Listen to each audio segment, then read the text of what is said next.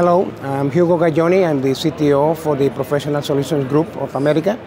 I'm here to explain to you some of the new technologies that Sony is introducing at this NAB 2018 in the area of high dynamic range for file-based production as well as for live productions. As you probably know, Sony has been advocating the use of 16-bit linear for movie making. We have been doing RAW processing, Sony RAW, in our F55 cameras, and now we are introducing the Venice camera, which is our flagship cinematographic camera. But the marketplace is telling us that even though the quality of the RAW is stunning, the issue is that it's still very heavy to process, as well as the amount of storage required to render the different files. Then Sony has been very hard at work in producing something called XOCN, Extended Tonal Original Camera Negative. It's a mouthful, I know, but it's called XOCN. This format allows us to maintain the same tonal information that is captured in the sensor, same as what we have in the RAW. But in the standard version of XOCN, we can reduce the file size by 30%. And the light version of XOCN, we can reduce the file size by 60%. What is remarkable that even though the file size is smaller, the algorithm permits to maintain perfect fidelity of the information. Therefore, this is a brand new breakthrough in the area of cinematography. And we are advocating the complete production of the movie, from acquisition, editing, grading, conforming, to create the final, almost the delivery master in XOCN. And it is at that point where then the end user can select 2084 curve, which is PQ, or HLG for final distribution over the top or in 4K Blu-rays. That describes very briefly the high dynamic range techniques in the file base or non-real time.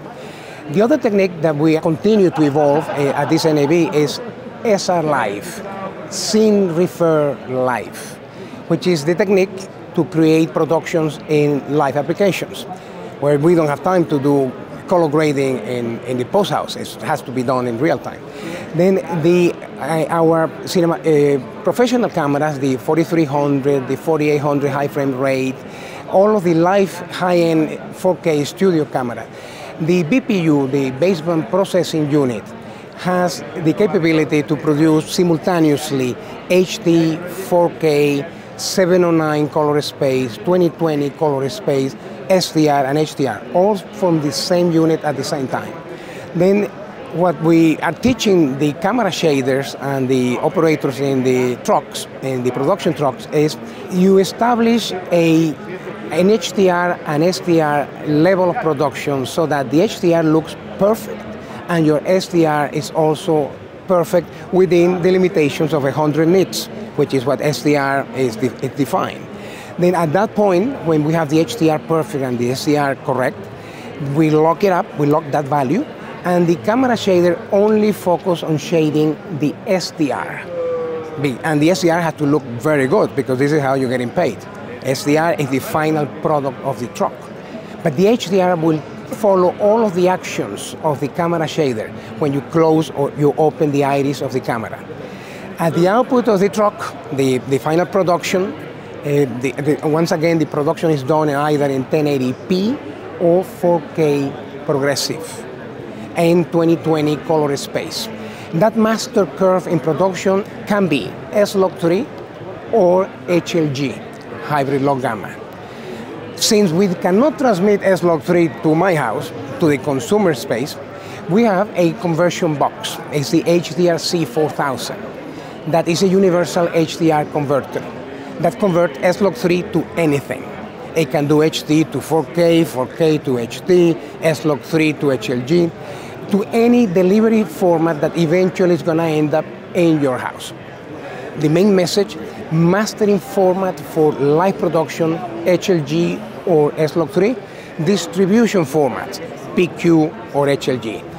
Another innovation from Sony is a single workflow of operation.